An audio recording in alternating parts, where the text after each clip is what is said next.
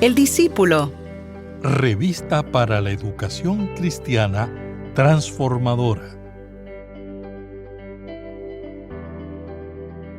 La intención de Dios desde los inicios de la creación siempre ha sido relacionarse con los seres humanos y busca que el ser humano responda a esa intención de Él de relacionarse. Por eso fue que la ley fue dada a Moisés para que orientara al pueblo judío sobre cómo comportarse de acuerdo con los reclamos de Dios. De igual manera, la ley sirvió como instrumento para orientar al pueblo de su conducta como individuos y comunidad. Sin embargo, en ambas instancias, el pueblo violentó la ley. Pero ahora la ley era vista desde una nueva perspectiva. Se trata de la revelación de Dios en Cristo. En la clase de hoy comentaremos en qué consiste el amor, el que expresa una correlación positiva con el amor de Dios. Mi nombre es el reverendo Luis Felipe Ramos Román, pastor asistente en Evangelización y Educación Cristiana, y te invito a que juntos participemos de esta experiencia educativa. El discípulo. El discípulo. Una revista para la educación cristiana transformadora.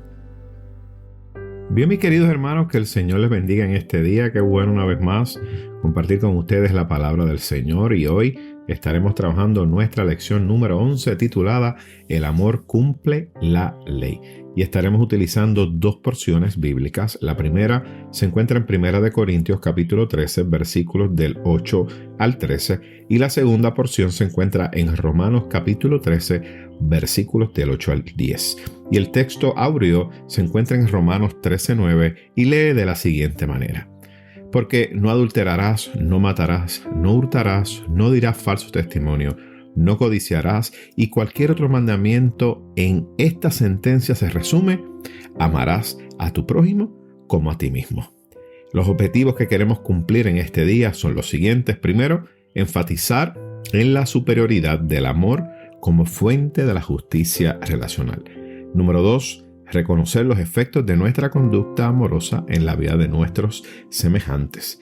Número 3, aceptar con humildad nuestra finitud cognitiva a reconocer que el conocimiento absoluto de las cosas radica en Dios y conocer lo que es fundamental y necesario para orientar nuestra vida.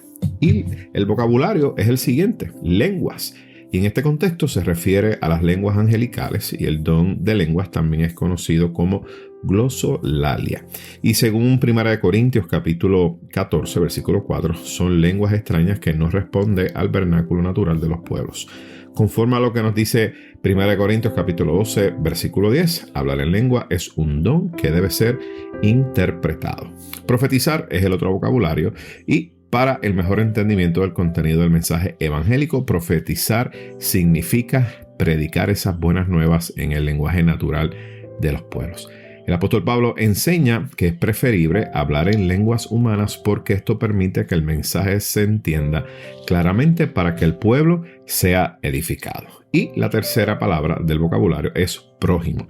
Y según la parábola del buen samaritano, el prójimo es aquel que se solidariza con los demás para asistirlo y acompañarlo en medio de sus necesidades. Y el prójimo del herido en el camino es ¿quién?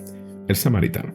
¿Qué les parece si tenemos una lectura bíblica y buscamos nuestra revista El Discípulo, donde verán impresas estas dos porciones, y estaremos en este momento dando lectura a la versión Reina Valera revisada?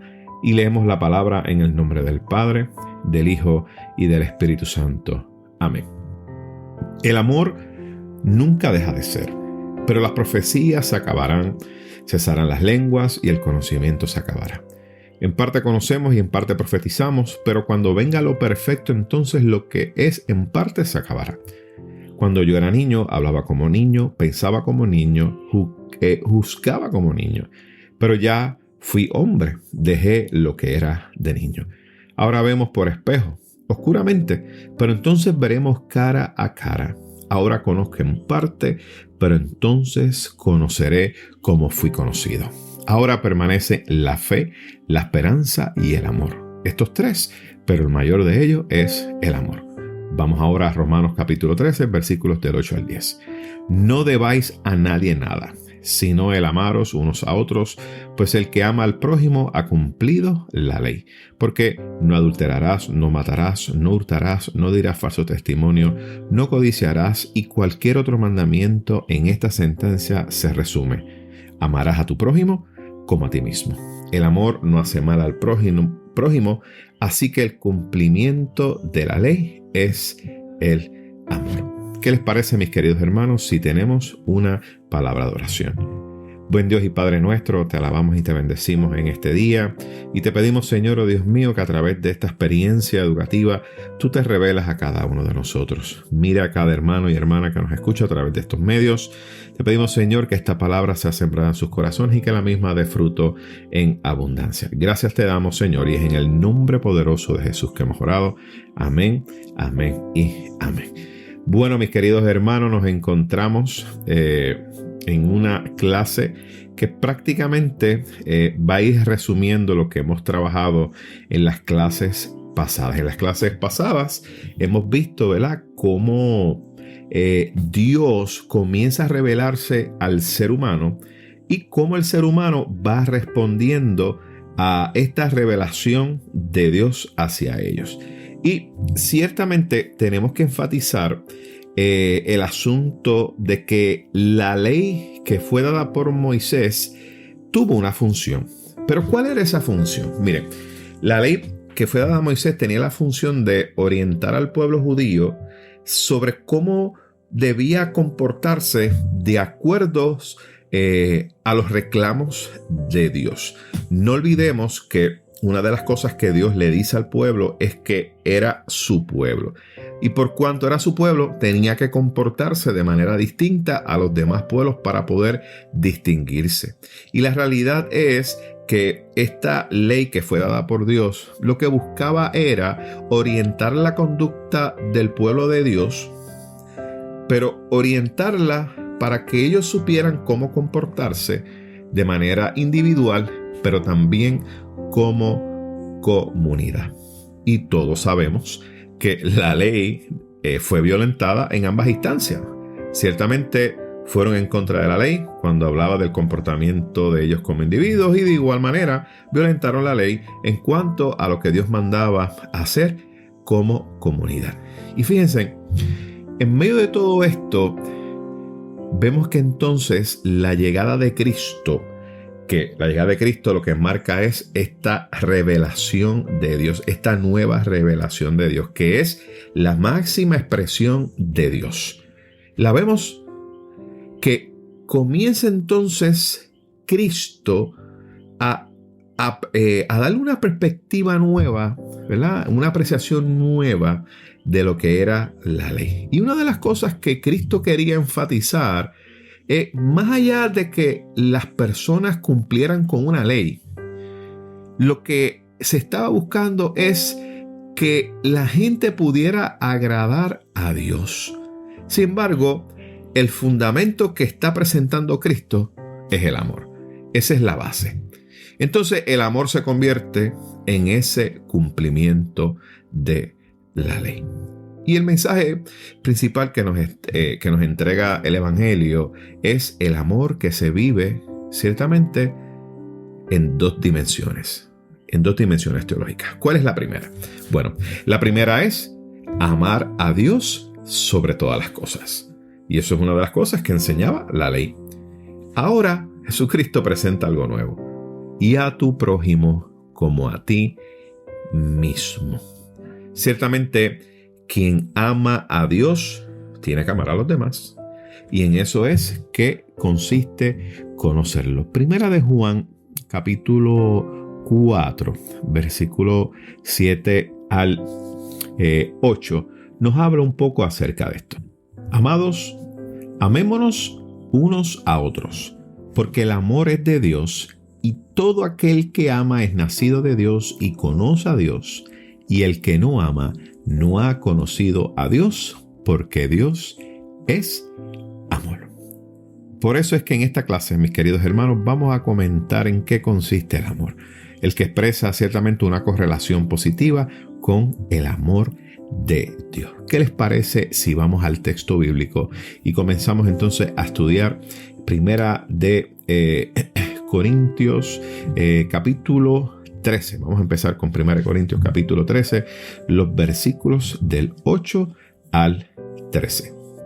El amor jamás dejará de existir. En cambio, las profecías se acabarán, las lenguas dejarán de hablarse y el conocimiento llegará a su fin. Y es que solo conocemos y profetizamos de manera imperfecta. Pero cuando venga lo perfecto, lo que es imperfecto se acabará. Estos versículos aquí, estos primeros tres, los versículos 8, versículo 9 y número 10, pero específicamente el versículo número 8, establece de que el amor es superior a cualquiera de las expresiones carismáticas que presenta Pablo. Sin embargo, ¿por qué entendemos que el amor va por encima de esta? La realidad es que estos dones que se presentan aquí son necesarios. No podemos decir que no son necesarios y que no los necesitamos porque tenemos el amor de Dios. No. Mientras estemos aquí y en el ahora, son necesarios, son importantes para nosotros. No podemos olvidar, mis queridos hermanos, que mientras estemos aquí en la tierra, estos van a ser necesarios porque es la manera, ¿verdad?, de comunicarnos, ¿verdad? Y como dice, son dones de comunicación divina. Sin embargo, cuando llegue lo perfecto, lo completo, eso no va a ser necesario. ¿Por qué? Porque nos vamos a poder comunicar con el Señor cara a cara. Lo tendremos de frente. Y esto es importante dejarlo saber. Ahora, vemos que se menciona aquí el asunto de la imperfección. Y es algo que tenemos que entender, que mientras nosotros estemos aquí en la tierra, somos seres imperfectos. En otras palabras, somos seres finitos con limitaciones. Y vemos entonces que aún en medio de esa limitación nuestra, Dios se sigue de alguna otra manera revelando a nosotros para que nosotros podamos entender.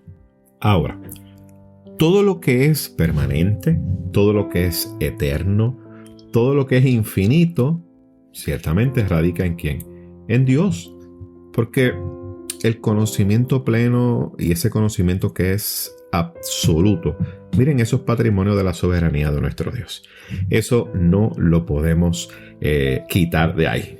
Ahora, sin embargo, a pesar de que somos seres finitos, que somos seres imperfectos, que tenemos nuestra limitación, nosotros como creyentes, miren, desde la fe podemos orientar nuestra conducta de manera que podamos ser responsables al tener como referencia lo que Dios les revela por medio de Cristo. En otras palabras, nuestra limitación humana, aún en medio de esa limitación humana, nosotros podemos acceder a ese conocimiento de Dios, de lo que es esencial. Por eso es que vemos que hay un proceso de crecimiento en nosotros, un proceso de maduración. Por eso es que Pablo menciona, pues cuando era niño, hablaba como niño, pensaba como niños. Y la realidad es que todos nosotros, cuando iniciamos esta jornada de fe, cuando aceptamos al Señor Jesucristo como nuestro Señor y Salvador, miren, iniciamos como niños. Y no es nada malo que iniciemos como niños, es que hay un proceso de madurez que se tiene que dar. Y en medio de ese proceso de madurez, nosotros vamos a empezar a conocer a Dios de diferente manera. No es que Dios cambie, porque no es que Dios va a cambiar en base a nuestro deseo, o nuestro capricho, o a nuestra manera. No.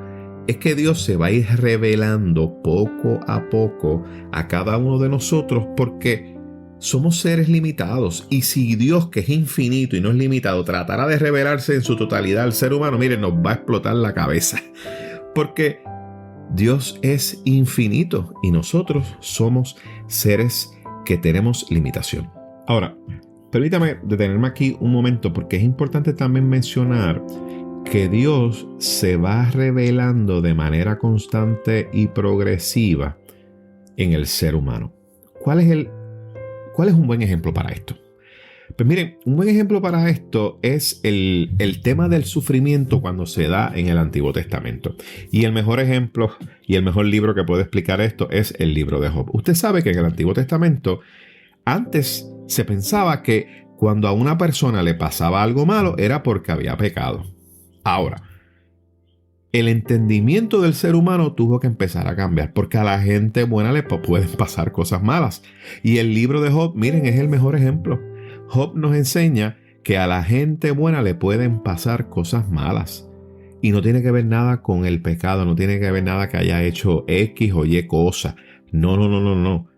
Dios entonces, ¿verdad?, se revela a Dios de una manera distinta. Y por eso es que entonces vemos que al final del libro Job menciona: de oídas te había oído, mas ahora mis ojos te ven.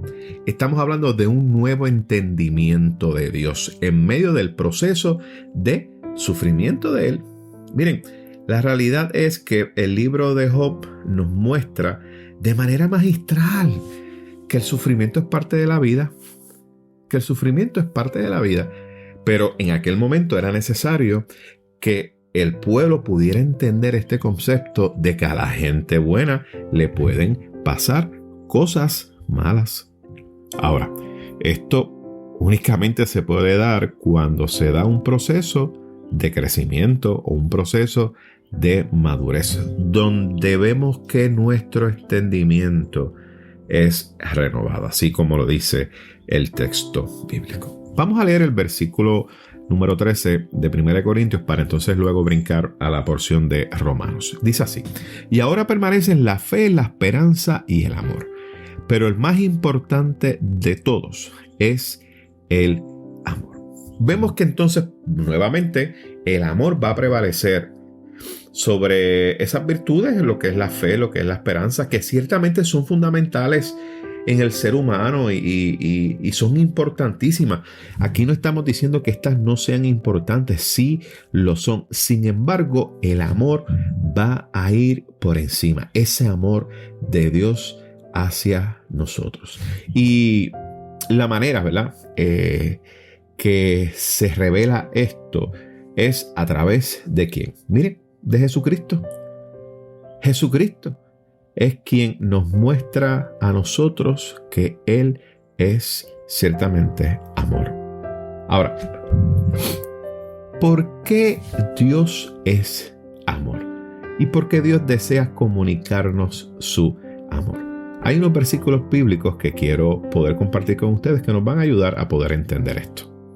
Vamos a ver qué nos dice Primera de Juan, capítulo 4, versículo 10. Dice: en esto consiste el amor.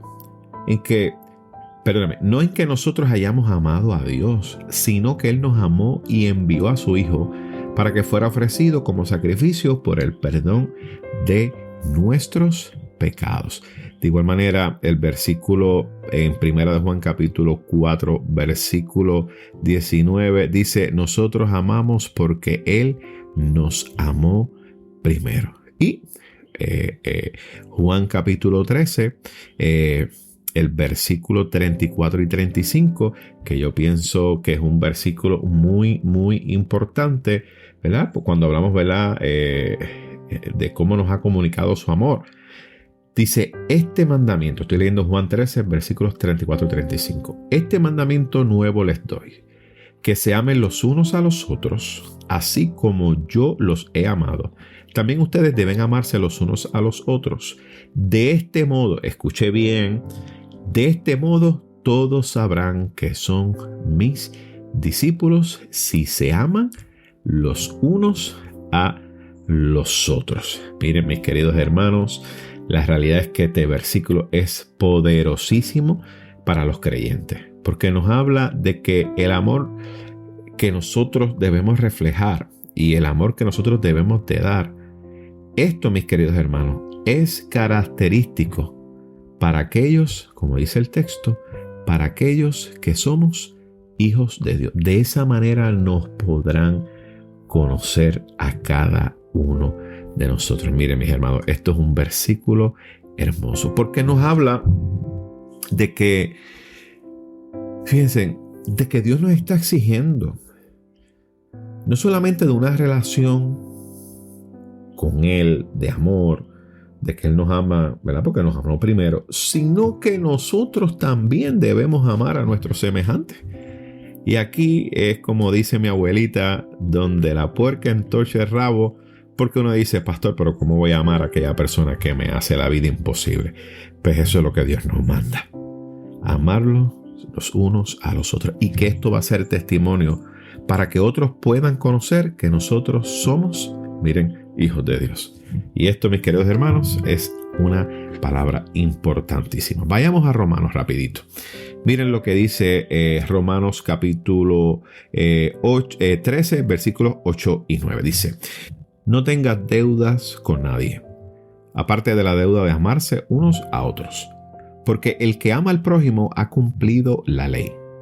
Los mandamientos: no adulterarás, no matarás, no hurtarás, no dirás falso testimonio, no codiciarás, y cualquier otro mandamiento se resumen en esta sentencia: amarás a tu prójimo como a ti mismo.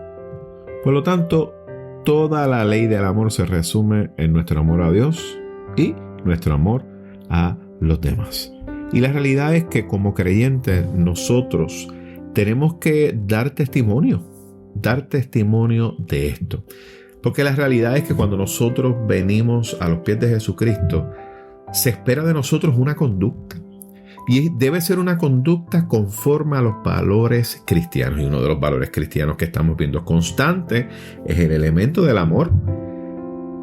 Y entonces, cuando el amor tiene como norte, ¿verdad?, poner en práctica esto. Entonces, ¿qué sucede? Miren, prevalece el bienestar de los demás. Por eso es que hablamos que no matarás, no harás esto, no harás lo otro. Miren, eso es lo que sucede. Va a prevalecer el bienestar de los demás cuando obramos en amor. Porque amar al prójimo es ver en él la imagen de Dios, quien lo creó, como hizo Dios con cada uno de nosotros, porque la realidad es que Dios fue quien nos hizo. Y la realidad es que Dios nos ama, te ama a ti y me ama a mí y ama a nuestro prójimo. Y por eso es que Dios quiere que nosotros que hagamos esto, reflejemos el amor de Él. En el versículo 10, este versículo encontramos lo que es el resumen de todo este análisis de la Escritura. Dice: el amor no hace daño a nadie, de modo que el amor es el cumplimiento de la ley. En otras palabras, quien ama pasa por encima de las fallas de los demás y se alimenta de ese amor que orientó el evento hermoso del sacrificio de Cristo en la cruz del Calvario. Mis amados hermanos, la realidad es que la ley en sus inicios tuvo una intención, y era establecer un mecanismo de carácter divino que pudiera ayudar al pueblo a cómo dirigirse, cómo comportarse, para que pudiera diferenciarse del resto de los demás pueblos que estaban a su alrededor. Eso iba a ser la marca única, esa marca que los iba a distinguir. Y esa marca tenía, mis queridos hermanos, unas implicaciones. Y era la justicia y otras virtudes, ¿verdad?, que tenía que seguir el pueblo de Dios. Y la realidad es que todos sabemos que con el pasar del tiempo el pueblo se alejó de esa ley, desobedeció eso, incumplió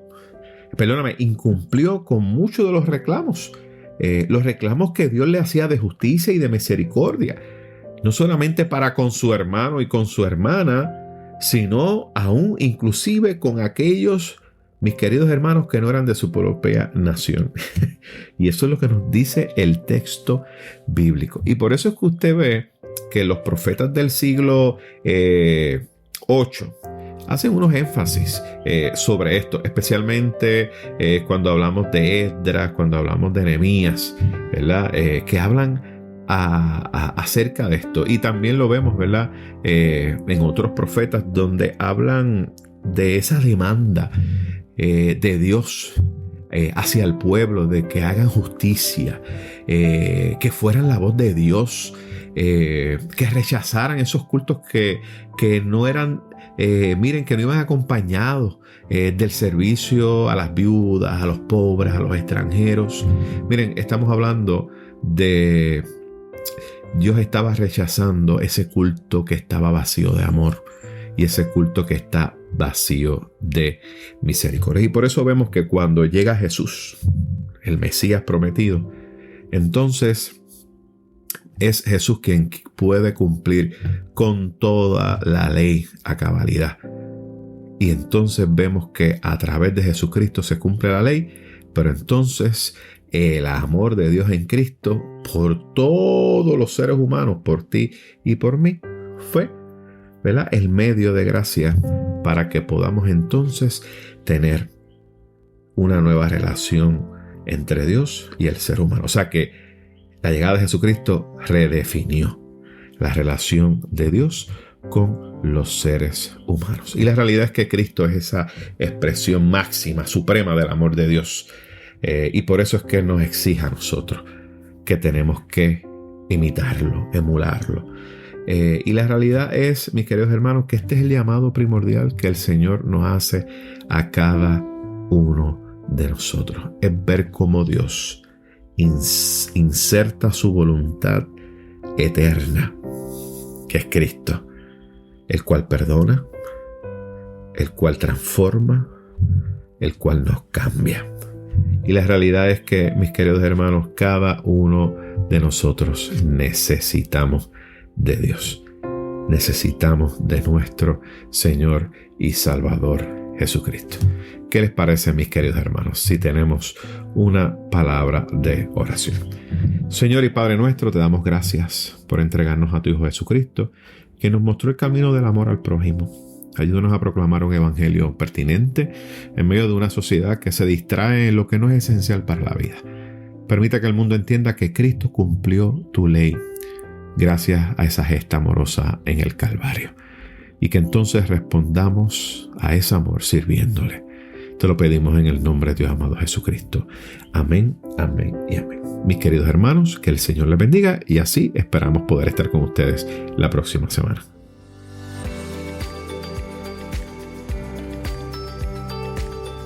Gracias por escuchar El Discípulo. Revista para la Educación Cristiana Transformadora.